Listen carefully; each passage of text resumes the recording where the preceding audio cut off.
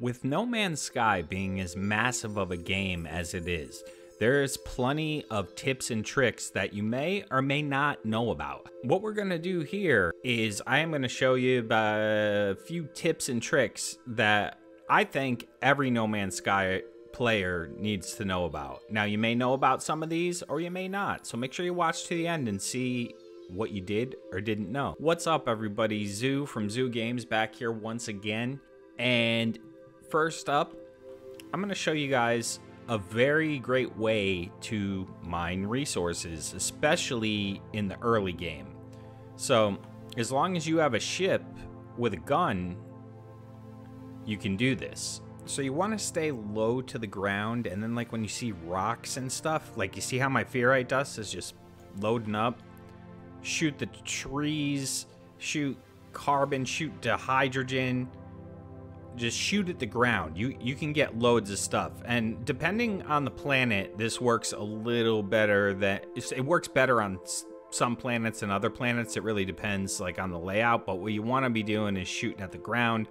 You can really load up on ferrite dust quickly this way.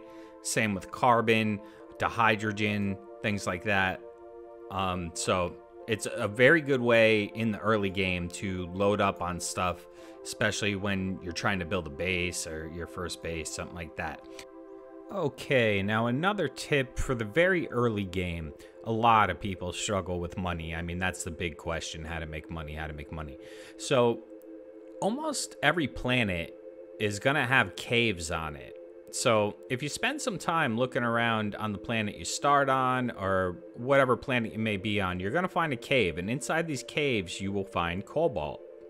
So what I would suggest early on, when you don't have money, when you have like no money, mine yourself up a bunch of cobalt, like a good 10,000. It'll take you a little while to do, but trust me, it'll be worth it, because the cobalt, well, there's almost a full stack, 8,239, and that is worth over 1 million units. So that's really good early game money, over 1 million units, because what you can do then is buy things that you're gonna need, like oxygen, uranium, life support gel, ion batteries. These are the things that are gonna keep you alive. So, and they're really not that expensive, you know, especially when you have over 1 million units. Now, you could do this and keep doing this and make money for a while, but you're probably there's better ways to make money than this. This is just a very easy way that you can do right from the beginning, is cobalt.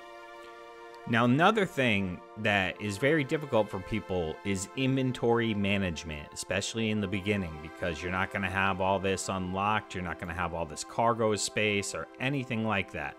So one of the things you want to do early on is start working on opening your suit slots. Now, in every space station over at the exosuit guy, you can pay to unlock one of those, but it's going to get really expensive. So there is a way to unlock them for almost free, and you could do that with the signal booster. So if you put down a signal booster, and then if you have drop pod coordination data, you can locate a drop pod. And even if you don't have drop pod coordination data, if you just do locate nearby structures, it will often find a drop pod for you. Now, a drop pod is basically a place where you can unlock one slot of your exosuit for free. You just need to repair the machine, and it just takes like, you know, a little bit of cobalt, sodium, and something else. So you need like 3 materials, but there's the drop pod over there. Now you can find these all over the place, but it's much cheaper to unlock your storage using drop pods than paying in the space station. Another really important one is you need to know how multiplayer and crossplay works and how to join someone else's game. And this is important for a couple reasons, because if you ever want to get help and you've only played single player, and say you join my Discord, for example, and you ask me, hey Xxiou, can I get one of those cool flying pets you have? And I'll say, sure, give me your friend code. And you might say, what's a friend code? So here's how you would join someone's game or have someone join you. If you go to your options and go to network, go to view No Man's Sky friends list. Here, you're going to see where you can see your friend code. That's your friend code. So show my No Man's Sky friend code. So over here, it shows my friends on Steam. Now, if you play on Xbox or PlayStation, it's going to show your friends from those platforms. And then it'll show your friends actually in the game over here on this side. So if someone gives you their No Man's Sky friend code, you need to go add No Man's Sky friend. So you have to type the code in there exactly as they gave it to you. And it should say No Man's Sky friend added. And then they'll show up over here.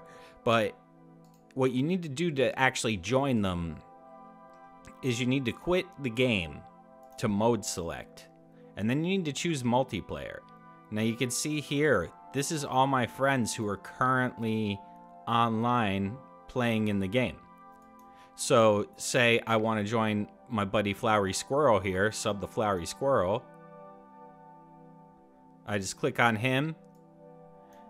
And now we're loading into his game. So what you need to know is you need to be playing in the same game mode. Like, he was playing in normal mode right now, but if he was playing it in expeditions, I wouldn't have been able to join him. So you need to be in the same game mode. And when you join someone's game, it's just going to put you in their system, just like this, and it'll show you where they are, and you can just fly down and meet up. Okay, so when you're in a group with someone, sometimes you could get separated and not be in the same system or something like that, or you might want to check out their base, and they'll fly down to their base and you're going to join them at their base. So I'm going to show you what's called the anomaly jump or the anomaly slingshot. So if you're in a group with someone and yeah, you're separated, they're in a different system or even a different galaxy, this is how you can easily join them. You just come to the space anomaly,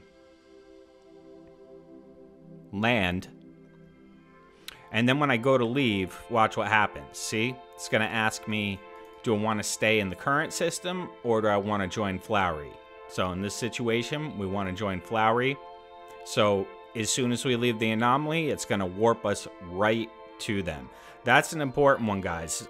Okay, and to leave a group, you can just do it from the network options here. Just leave group. I'm still going to be in this system.